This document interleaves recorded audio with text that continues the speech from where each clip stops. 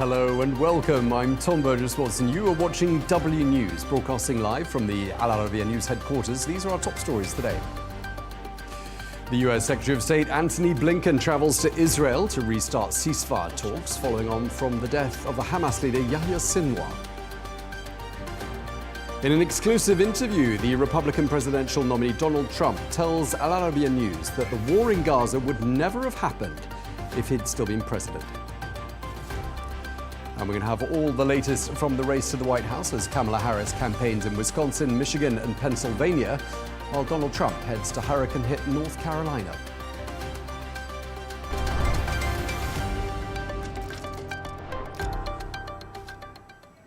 Hello and thank you for joining us. The US Secretary of State Antony Blinken is currently en route to Israel, where he's going to be making a fresh bid to restart ceasefire talks aimed at ending the Gaza War. This follows on from the death of the Hamas leader Yahya Sinwar. Well, Blinken is expected to meet with regional leaders to discuss the importance of ending this conflict, developing a post-war plan for Gaza and also finding a diplomatic solution to the Israel-Hezbollah conflict. Well, this comes as Israel continues its airstrikes targeting Lebanon, this time Lebanese financial institution, which Israel and the United States say helps to fund Hezbollah's military operations. Well, those Israeli strikes targeted branches of the Al-Qard al-Hassan, which is based in Nabatea and Tyre. This with the goal of disrupting the group's access to funding. Well, Al-Qard al-Hassan provides microcredit in Lebanon, where the banking system has collapsed due to the ongoing economic crisis. Well, for more analysis on all of this, I'm joined by Joseph Bahout, who's director of the Issam Faris Institute for Public Policy and International Affairs at the American University of Beirut. Thank you very much indeed for joining us. Looks like the Americans are making a major diplomatic push right now. We've got Antony Blinken on his way to Israel, Amos Hochstein in Beirut today as well. Is all of this cause for optimism, do you think? Probably very, very slight optimism.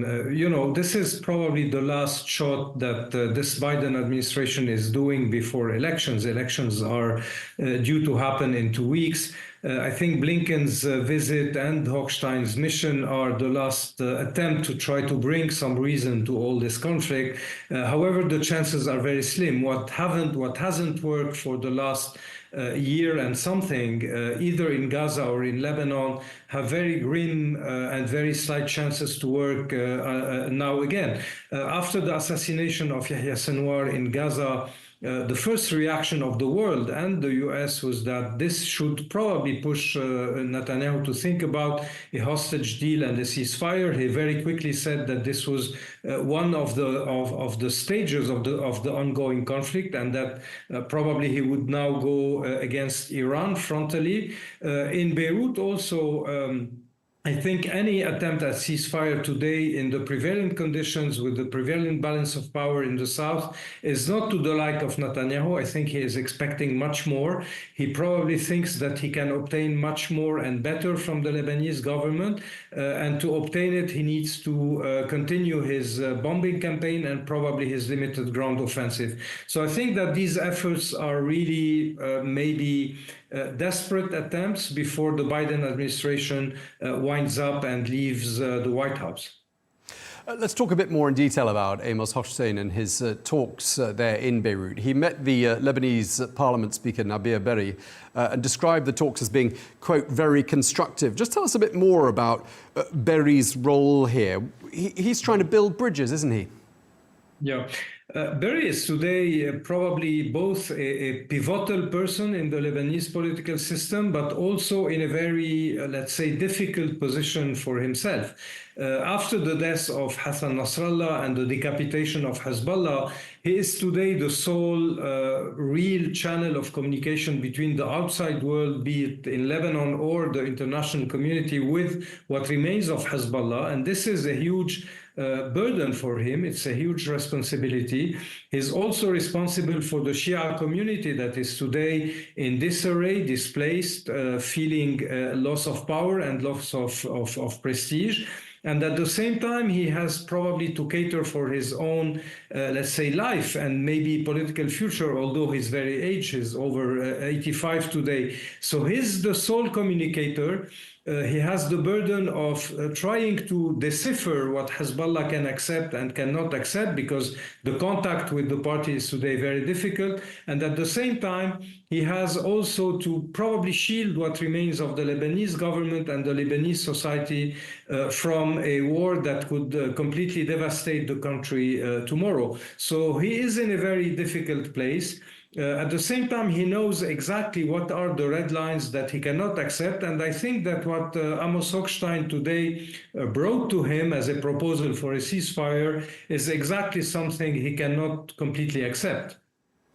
Yeah, Hochstein said one of the key points he made was it's simply not enough for both sides to commit to that famous UN resolution 1701. What do you think he meant by that when he said not enough is being done? Who needs to be doing more of what? Both parties, and we know it, and both parties know it. The irony here, ironically, is that both Israel and, Israel has made it very clear a while ago that 1701 is not anymore relevant to bring about what they need at the border. They need much more. They put it under different forms. They could call it 1701 plus. They could call it a muscular 1701. But when you look at the moves on the ground by the Israeli army, in fact, it is creating the condition for something that is way beyond and above 1701. Now, Hezbollah was ready to accept a 1701 stricto sensu, meaning a 1701 in the same shape, form, letter, and spirit that it was crafted in 2006. But I think neither the Americans nor the Israelis are today satisfied with this. This is where you have this kind of distance between the positions that Hochstein is trying to bridge. But again, first of all, he doesn't have enough Israeli acceptance for that. He doesn't have enough contact and real sense of what Hezbollah can accept, and behind Hezbollah, Iran. And last but not least, he is representing an administration that so far has not been able to prevent the escalation in Lebanon and in Gaza, and is also today almost at the door leaving the White Office. So it's a mission, it's a very complicated mission. I wouldn't say it's a mission impossible, but everybody knows today in Lebanon and outside that the 1701, the way it was crafted in 2006, never implemented really since fully, is now a little bit besides the point, but no one wants or no one knows exactly with what to fill the vacuum if 1701 is off the table. And this is the huge difficulty of any mediation today. Okay, well, thank you so much for taking the time to speak to us. I'm afraid we're out of time. Joseph Bahout at the American University of Beirut, thank you. Thank you, my pleasure.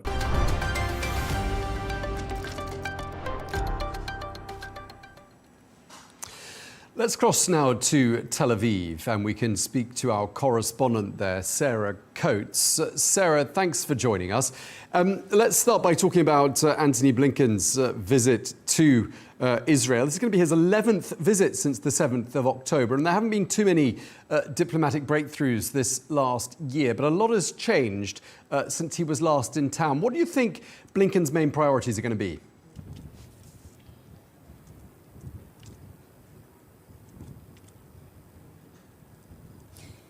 Hello there, Tom. A lot has changed, and as your guest just said, this is really being seen as a sort of final diplomatic push by the Biden administration to, achieve something concrete in the lead up to this election. Now, one of his main priorities here is to get a ceasefire in Gaza, also the return of these 101 Israeli hostages. We are expecting Mr. Blinken to be talking about post-war Gaza, also, of course, the need to get more aid into the Gaza Strip. Just a week or so after that very strongly worded letter was sent by the US to Israel saying more humanitarian aid needs to get into the Strip. Now, we can expect him to be meeting with the Israeli Prime Minister Benjamin Netanyahu in Jerusalem around midday local time.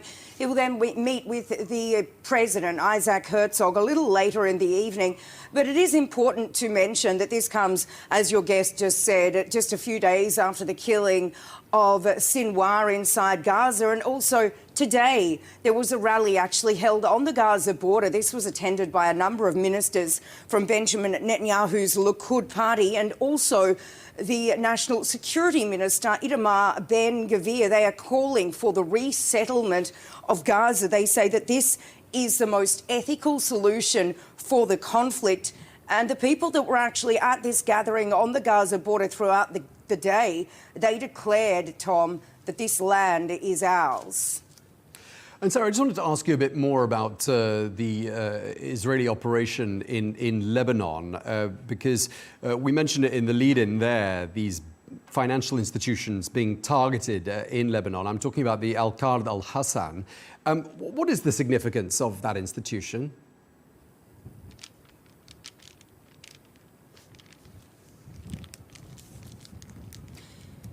Well, this is certainly being seen as a major escalation, given that the Israeli military before this said it was targeting Hezbollah facilities. It wasn't targeting any other facilities. But this is the Qard Al-Hassan. That is a banking facility. It's got about 30 institutions around the country. Many of them are in Beirut. It is believed to be linked to Hezbollah. But this is an institution that is used by many everyday Lebanese. So what we do understand, according to people on the ground inside Lebanon, is that there were at least 10 strikes around the capital, Beirut, another one close to the airport, other strikes in other parts of the country. And from what we do understand, there were also strikes on buildings, bottom floor buildings of residential areas where other people were sheltering. So certainly, once again, this is being seen as an escalation. Israel has been saying that it was targeting these banking facilities because they are linked to Hezbollah, saying that there's around $100 million inside these banks that Hezbollah uses to actually pay its operatives and fund weapons. But certainly, once again, being seen as a major escalation there, Tom. OK, and once again, a lot of focus on northern Gaza on the part of the Israeli army. They really appear to have stepped up their operations in that part of the Palestinian enclave. I just wondered if you could bring us up to speed with regards to the latest on the ground there.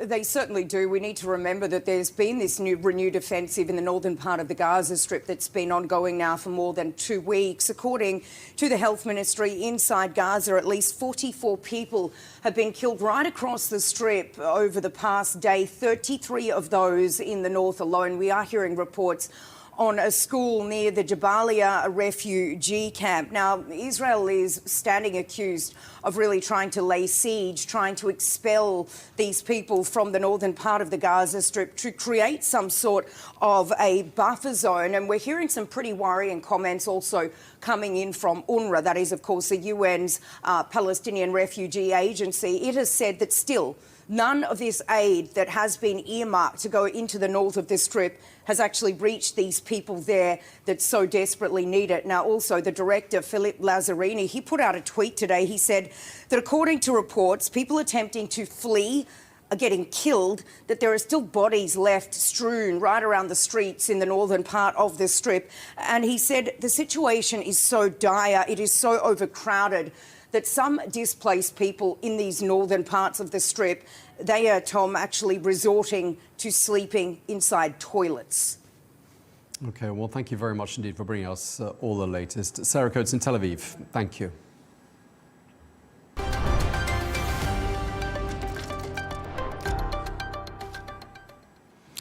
Now, in an interview with Arabiya News, the former US President Donald Trump has fiercely criticized the Biden administration and his opponent, the Democratic presidential nominee Kamala Harris.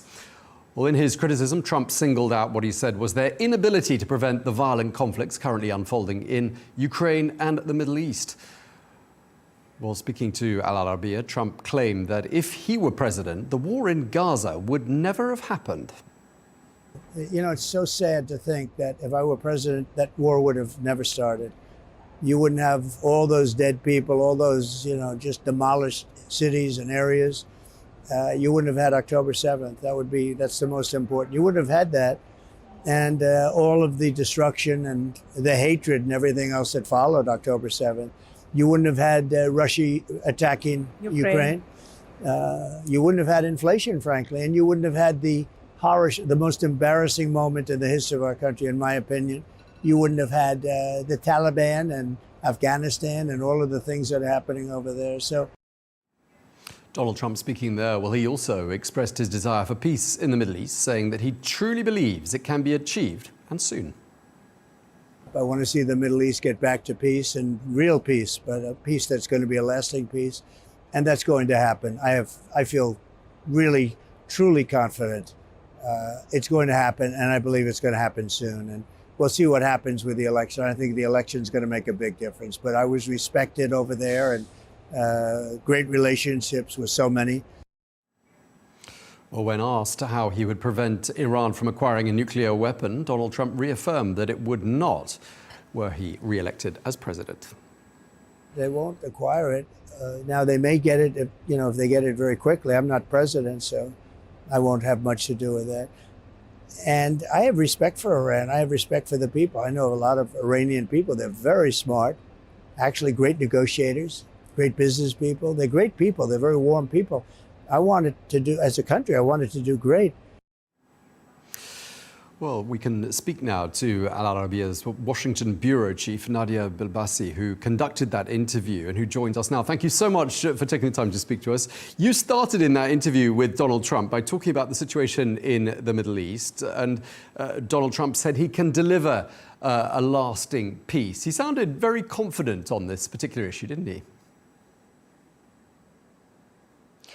Hi, Tom. Yes, absolutely. This is the major issue for most of the Arab Americans in swing states, especially Michigan.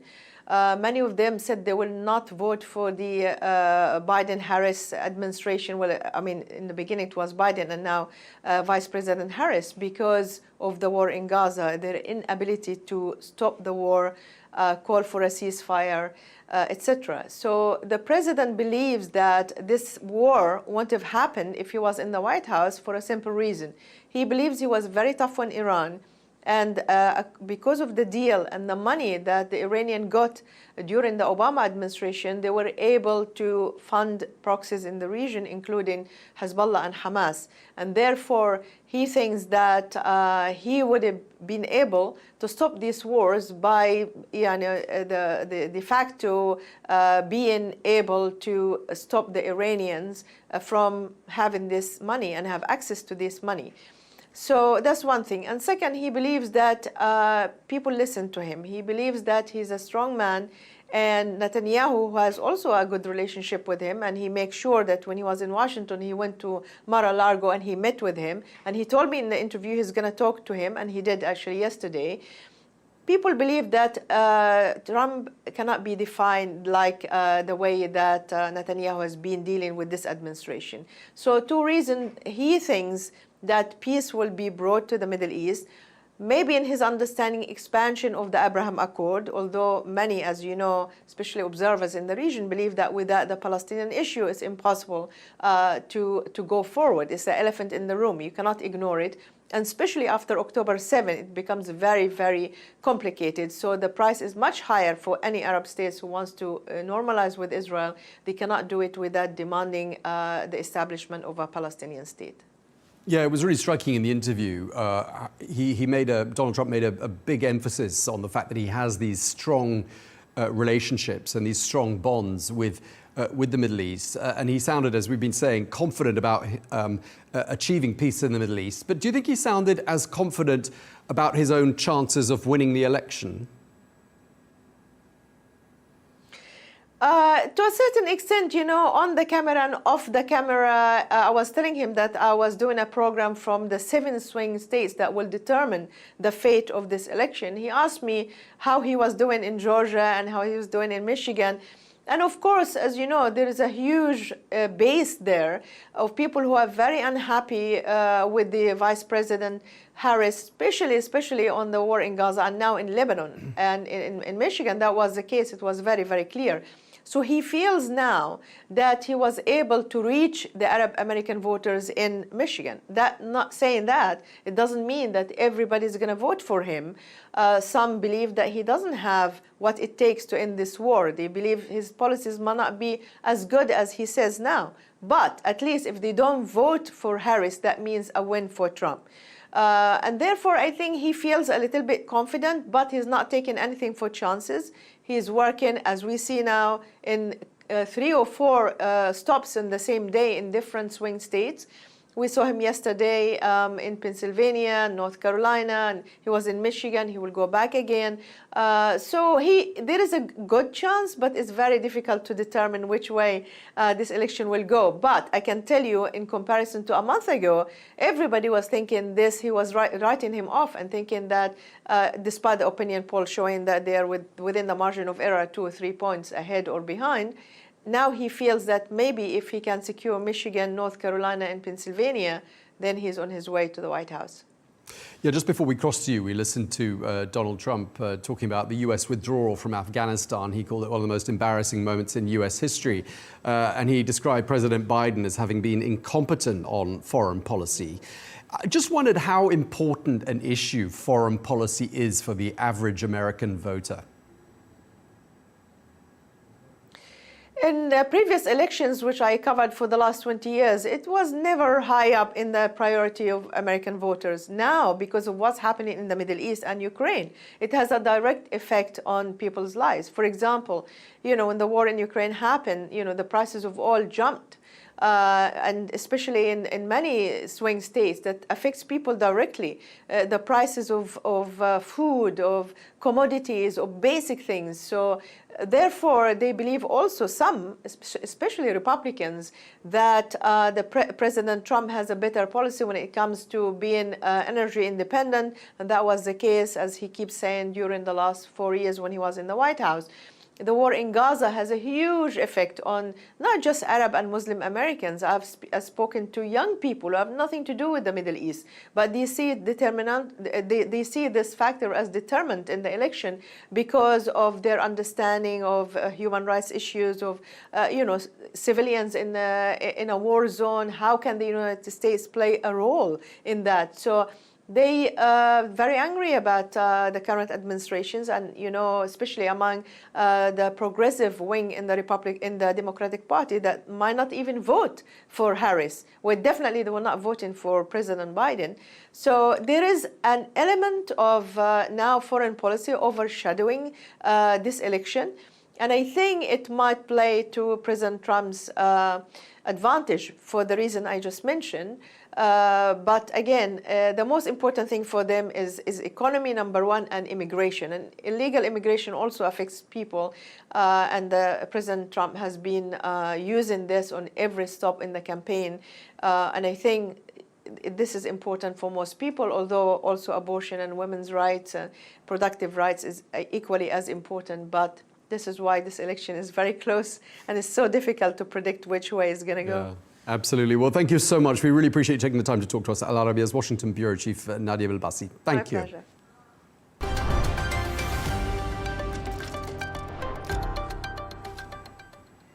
Well, we're going to stay with the US election, and polls, as we've been saying, suggest that the race between Vice President Kamala Harris and the former President Donald Trump remains extremely close. Just 2 weeks to go until Election Day, and Harris appears to have a very slight edge nationwide, but in those key 7 battleground states, the two appear to be neck and neck. Sally Patterson has this report from New York. My first day at McDonald's, I'm looking for a job. If things don't work out on Election Day, Donald Trump's got a backup plan. On Sunday, the Republican nominee immersed himself in a McDonald's kitchen, role-playing as chef in the suburbs of Philadelphia, in Pennsylvania, one of the most important states in November's election. Look at that, look at that, how are you? Thank you, Mr. President. Trump certainly put on a show, hoping happy meals will translate into happy voters. I've now worked for 15 minutes more than Kamala. The former president has accused Kamala Harris, without evidence, of lying about working at the fast food chain during her college years. His rival's team says Trump doesn't understand what it's like to work for a living, and if elected, he'd, quote, exploit working people for his own personal gain. Never even touch it, huh? Choosing Pennsylvania as his stage was no coincidence for this carefully choreographed stunt.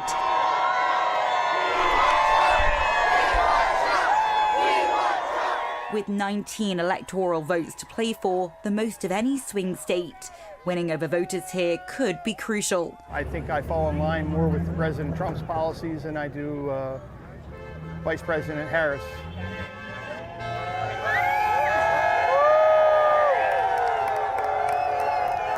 Sounds like a lot of other people do too.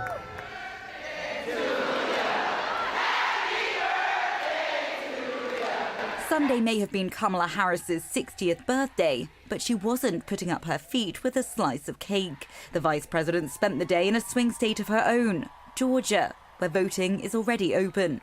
In this moment, our country is at a crossroads, and where we go from here is up to us, as Americans and as people of faith. Harris asked church worshippers in Stonecrest to put their faith in her, appealing to black voters in particular, a powerful voting bloc. She may be leading Trump in the polls among that demographic, but she's trailing behind Joe Biden's numbers from 2020. With 16 electoral votes for the taking here, Georgia's another battleground state worth putting in the hours for, even on her special day. Now just 2 weeks until Election Day, it's a race to the finish line. We know this election's going to be tight. And it's going to be tight because a lot of Americans are still struggling. America's swing states are virtually tied, according to recent polling. So both candidates know not to drop the ball in the coming days if they want to run out as winner on November 5th. Sally Patterson, Al Arabiya News, New York. Well, for more on this, let's cross to Washington and we can speak to our chief correspondent, Simon Mark. Simon, thanks for joining us. Let's start by talking about Kamala Harris. She's campaigning in 3 states today. Just tell us a little bit about what she's up to.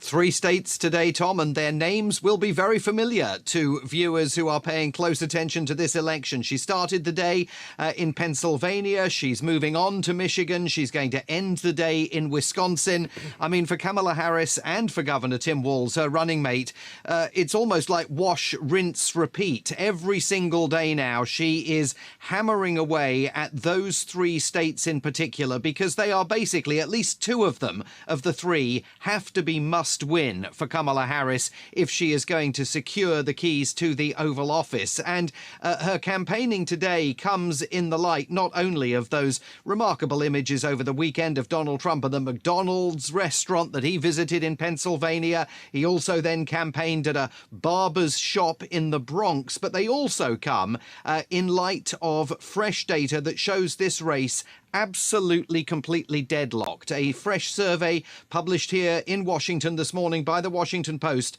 finds 47% of likely voters say they will definitely or probably support Kamala Harris, and 47% of likely voters say they will definitely or probably support Donald Trump.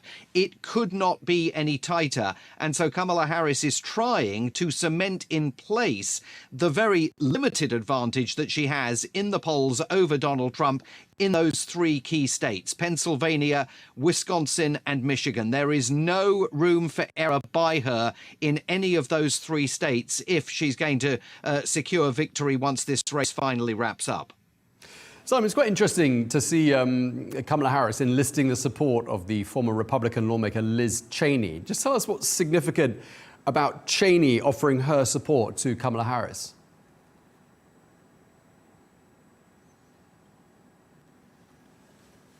Well, I think the real question, Tom, is there anything significant about Liz Cheney offering Kamala Harris her support? I mean, we've just seen images of the 2 of them sitting side by side at a town hall meeting in Pennsylvania. Liz Cheney, of course, the daughter of former hawkish Republican Vice President Dick Cheney.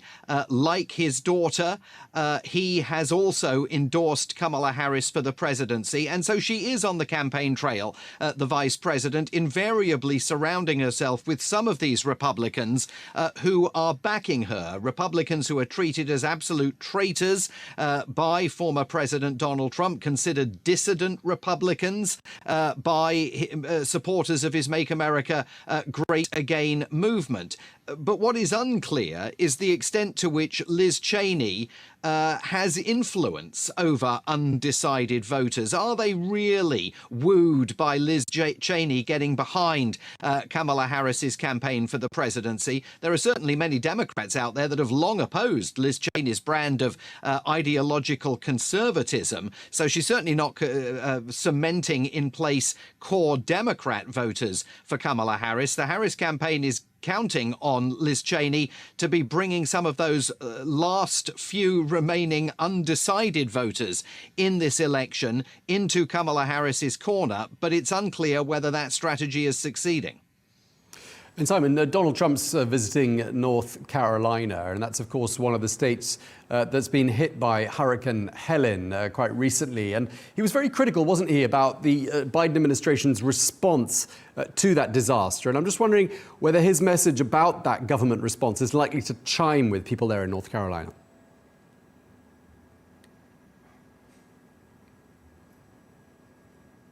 Well, there were certainly indications in the first of three visits that he's making to the state today, three separate events, that the crowd in the first town that he visited, or at least the people flanking him, were solidly behind him. He again lambasted the Biden administration, faulting their response to Hurricane Helene.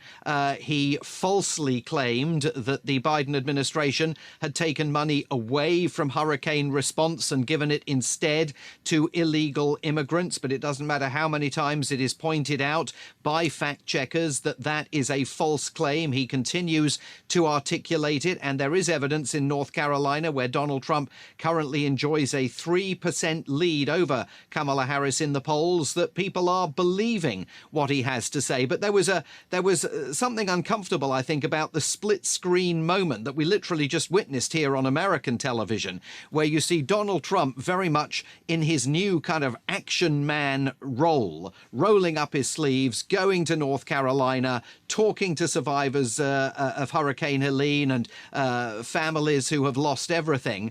And on the other side of the screen, Kamala Harris sitting down, flanked by a pretty glum-looking Liz Cheney for a very sort of esoteric town hall meeting, attended mostly by grassroots Democratic Party supporters. At the moment, certainly over the last couple of days at least, Donald Trump has visually appeared to be more engaged with the American public, including, as Sally was reporting in her piece, that McDonald's visit over the weekend, even though there is considerable evidence to suggest that it was substantially rehearsed and critics even claim staged. But he does appear in all of these visuals to be absolutely relating to American voters more directly now than he was doing earlier in the campaign. And the Trump people will be hoping that that reflects itself in the opinion polls in the days ahead.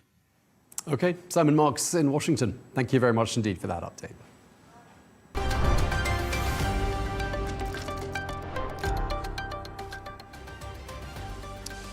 The US Defense Secretary Lloyd Austin has today held talks in the Ukrainian capital with President Volodymyr Zelensky. Well, they've been discussing ways in which the US can support Kyiv as Russian forces make gains in the east of Ukraine. Well, this visit is seen as a show of solidarity ahead of the US presidential election, an election in which Donald Trump has indicated that if he wins, he'd be more reluctant than the current president to continue supporting Ukraine. Al Arabiya's Megumi Lim has more. Ukrainian President Volodymyr Zelensky on Monday thanked U.S. Defense Secretary Lloyd Austin for the new military aid package, which includes more munitions, armored vehicles, and anti-tank weapons.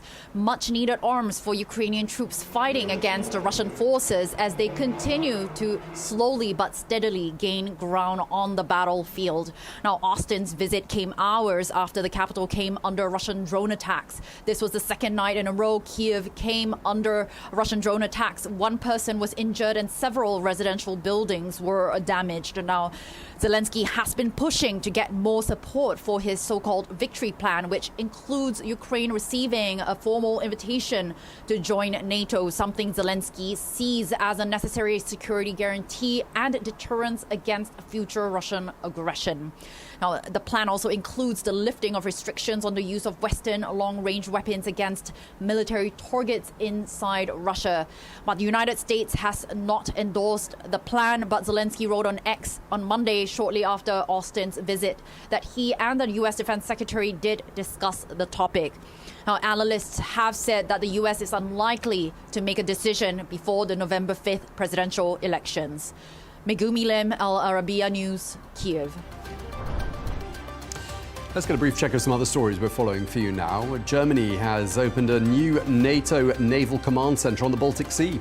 Located in Rostock, the centre will be commanded by a German admiral and staffed by personnel from 11 other NATO countries, including Finland and Sweden, NATO's newest joiners. Well, officials say the centre will enhance defence readiness in the Baltic Sea amidst Russia's ongoing invasion of Ukraine. The Kremlin spokesman Dmitry Peskov says Moldova's election was not free, citing a rise in support for President Maia Sandu and the EU, which he said he found hard to explain. Well, preliminary results show that just over 50% of voters support EU membership. But President Sandu alleged that the process was tainted by what she called unprecedented foreign interference. The Turkish government has confirmed the death of Fethullah Gulen, a US-based Muslim cleric accused of organizing a failed coup back in 2016. The exiled 83-year-old was on Turkey's most wanted list and was stripped of his Turkish nationality in 2017. But it's understood he'd been in failing health for some time and he died in hospital. And an Australian senator has accused Britain's King Charles of committing genocide against the Australian people. Lydia Thorpe heckled the visiting monarch during an event to welcome the King to the Canberra Parliament. Well, Thorpe, who is known for high-profile protest action, was escorted out of the building. Let's get a check of some business news stories now. And heads of state and ministers from the BRICS bloc are arriving in the Russian city of Kazan. This ahead of their summit, which is hosted by President Vladimir Putin. Well, Brazil's foreign minister is representing President Luiz Inácio Lula da Silva, who cancelled his attendance following on from an accident. Well, that summit, which will run from Tuesday to Thursday, is also going to be attended by delegates from India, China, South Africa, Egypt, Ethiopia, Iran, and the United Arab Emirates. The TikTok owner, ByteDance, says it has sacked an intern for maliciously interfering with the training of one of its artificial intelligence models, it's an incident which allegedly caused more than $10 million worth of damage. And let's bring you a couple of sports stories now. Liverpool captain Virgil van Dijk has revealed that he has begun discussions with the club regarding a new contract. The 33-year-old defender's current contract expires at the end of the season, having joined Anfield in January 2018. While Trent Alexander-Arnold and the Egyptian forward Mohamed Salah's contract also expire next summer. And Neymar returned to Saudi Arabia's Al Hilal training after an injury layoff. The 32-year-old star suffered a knee injury last October and hasn't played since then. However, Neymar joined his team today in the United Arab Emirates as they competed at the Hazza bin Zayed Stadium in the AFC Champions League.